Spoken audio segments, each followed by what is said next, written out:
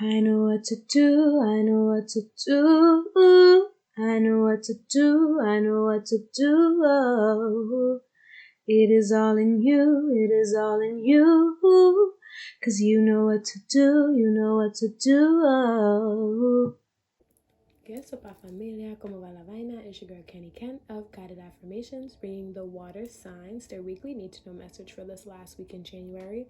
You guys already know the vibes. We're just gonna hop right on into the breath work. We're gonna do 2 deep breaths, allowing for the air to fully, breathe into our bellies first, and then on the contract, the release, we just fully let go all that no longer serves us, and allowance to fully align with the energy of this general reading. So I'm going to stop talking. Voy a parar de hablar y vamos a respirar. Vamos a inhalar. Inhala. Y exhala. Inhala. Y exhala. Okay, so as you know, this is a general reading, but it can apply to Sun, Moon, and Venus placements. And off rip, we are going to start off with the Pisces. Let's see, what do the Pisces need to know for this upcoming week? I'm going to choose this one right here. It's the first card I make contact with. Oh, wow.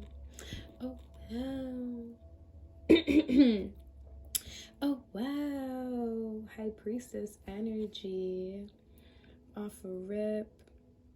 I want to say this is you, but also my brain is fogged, so we're not even going to really just talk about that. I feel like Pisces right now, really, it's the pomegranates for me, TBH, in the background. So I feel like there is this idea of fertility and like love and like prosperity in those aspects.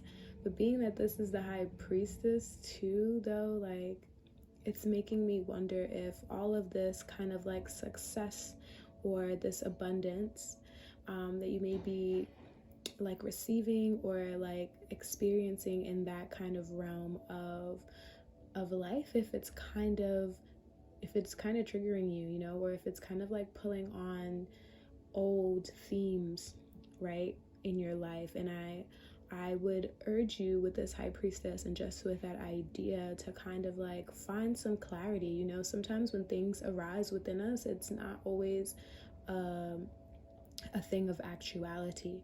You know, sometimes I'm thinking of me asking my friend the other day, like, how come sometimes we don't know how to accept nice things?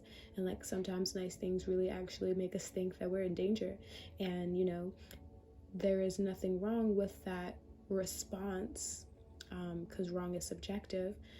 It instead asks us to hold ourselves. It instead asks us to not be so impulsive or to not be so action forward or to not be so like habitual in some of our thinking and some of our like processes and like actions. And it instead says, well, wait, do I have the ability now to sit?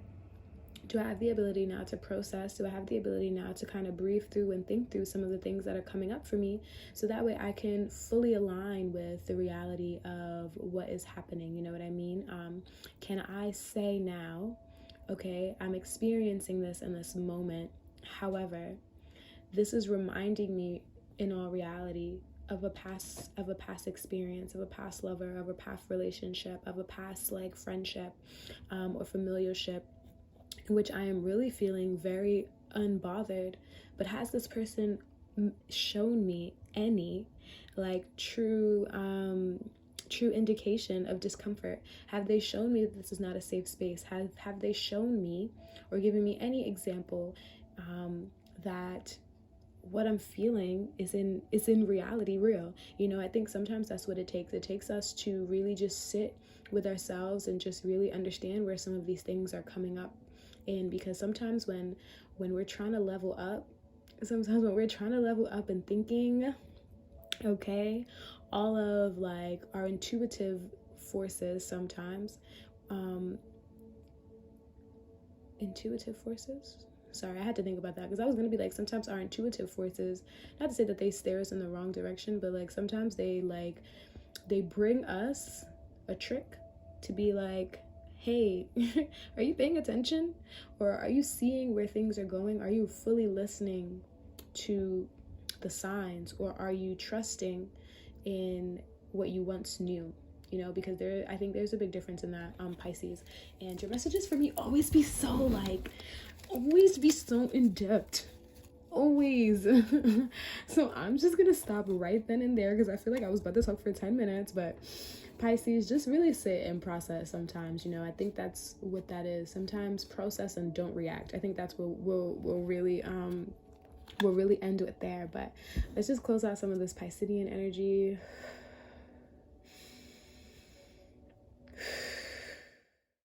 Let's see. And like any other video, we're going to take 2 breaths also. But let's see, what do the Scorpio, tripping. What do the Scorpio, Sun, Moon, and Venus placements? What do they need to know, Spirit? What do they need to know? What do they need to know? You guys see my little perfectionism kicking in? Things be going mad. Okay. Just want to take 2 breaths. And then one more. Okay, one more, because I took a breath and didn't tell us. So inhale.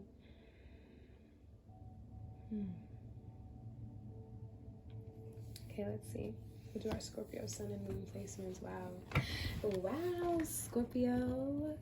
Oh, wow, Scorpio. Wow. It is you. I think this is the second one that it is you, which is crazy.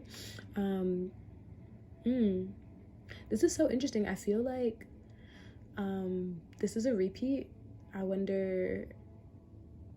Yeah, I feel like this is a repeat. I don't remember what weekly need to know message or whenever I did a last one. This idea of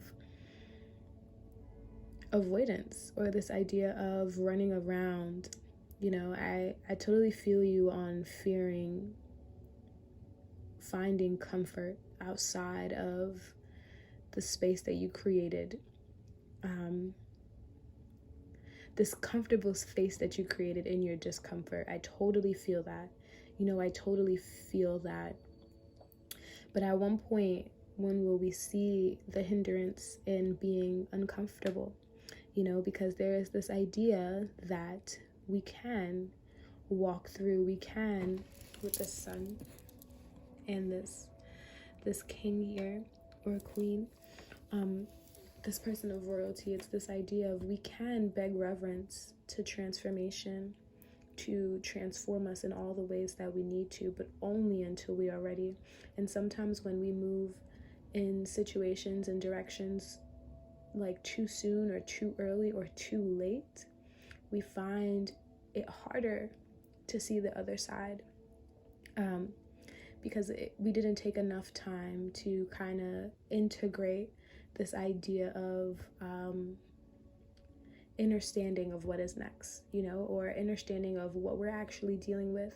It's like going all the way around instead of going deep, you know. And this idea of going all the way around and all the way around, babe, you're literally like going around and around in these circles, but like you're kind of like digging your feet in. So even though like you're going around and around and around, you're now moving around and down, around and down, around and down. So you're getting to the depths without getting to the center. And it feels so icky and so uncomfortable, because we're not truly allowing for what it is to leave when it wants to. You want to hold on to it. And I feel that, you know, there is space to grieve. You know, there is space to grieve that. And it's like, how do we make those spaces? We show up and we allow for what has happened or what hasn't happened or what we thought would happen. We allow for that to live. We cry about it. We dance about it. We journal about it. And we allow for that time with it, even if it's not in its physical nature before us. Like, even if it's all internal, we allow it to live. Like, that is what I believe feeling through things mean. Like, understanding and going through those motions, even if it's dolo and by ourselves, you know. So it's this idea of fully getting to the root cause, but giving yourself the allowance. Allow yourself allow yourself, because truthfully, you're the only one stopping you right now. You know, you're the only one stopping you right now. And the more that we kind of like stay in this teeter-totter or stay on the outside edges, the deeper and deeper and deeper we get to the depths without fully touching it, and then we wonder why we're on this loop. You have to touch your heart and hold it with your own hands, like, before you can fully like feel the blood pumping in it, you know what I mean? Like, feel the truth of it. And I think that is really what this message is for you. This is really deep. My water signs forever be deep. But yeah, just hold yourself accountable, but also hold your grief.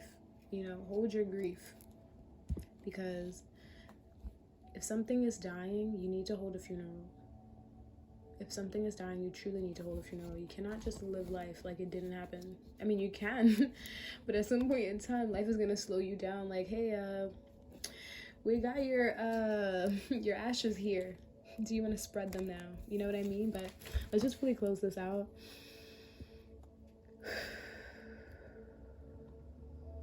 One more time. Placement, spirit, what do they need to know? Archangel, Sun, Moon, and Venus. Placement. I'm trying to do it in front of the camera so you guys can really see, but it's so hard. Okay, but anyways, let's just do 2 breaths really quickly, Cancers. Let's inhale. And let's exhale. And then just do 1 more. Let's inhale. And then exhale. Okay, then do 2 cards for Cancer. We got 1, the 7 of Swords, Cancer, and then 2, we have the 4 of Swords, but in reverse. This is really very interesting. I need to sit with this for a little second. So the 7 of Swords, and then the 4 of Swords in reverse. I feel like Cancers. In what ways are we allowing for other people to rob our joy, for other people to rob our sanity, for other people to kind of like,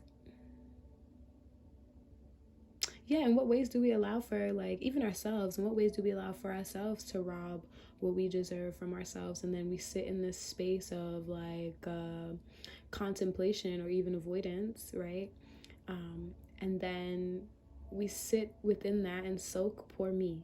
You know what I mean? And it's like, how can we understand that we can use our thoughts as tools to identify a bigger issue, but also to bring us towards a solution, you know? Because I think like once we can identify if it's either other people robbing our joy from us, or us robbing the joy from ourselves, then we can fully sit and fully kind of like see how this one sword underneath us can fully like save us, how we can literally cut the truth with these swords. We can cut the truth out, which I feel like that's something that you've been doing, but I also feel like you can cut the truth out of a lie. You know what I mean? And sometimes when we do that, we can either hold the lie accountable, or we can hold the truth accountable. They say the truth shall set us free, and that's such a cliche saying, but it is so true, because when things click, or when we're able to face things like hand on, then we can see, yo, there's no looking back at these 2 swords. You know what I mean? There is no looking back. There's only looking forward. There's only like this communion here with an angel. You know what I mean? There is only this idea of play within our joy. It's nothing about robbing it, you know? And I think like, watch your thoughts, yo. Watch your thoughts and watch how they make your body feel, really and truly. Like, sometimes our body gives us like clues on whether or not things are actually for us. And I guess that's if you're more in tune with your body too. But I think find some breathing, Cancer. Like, really find some breathing, find some understanding, because in so many ways, like, you have such a fulfilled life, if we can only look at it that way. In so many ways, you can be so guided out of this if you can only reach for it in that way. In so many ways, you can literally like have a resurrection. Yo, like it's so crazy. Like you can literally have a resurrection. You can literally like say goodbye to the old ways that seem to just keep coming up, and really just release some of that. Because although there's like yellow and grays, like I feel like you right now need to find the black and white of a situation. No more gray space, you know, because I think that's too much energy. But I'm gonna stop now. I think I'm getting too deep. And hopefully whatever I said, Cancers, was able to just kind of give you what you need, really and truly. But let's close out. Let's do 2 breaths. Let's inhale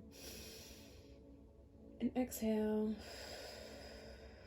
Last time, let's inhale and exhale.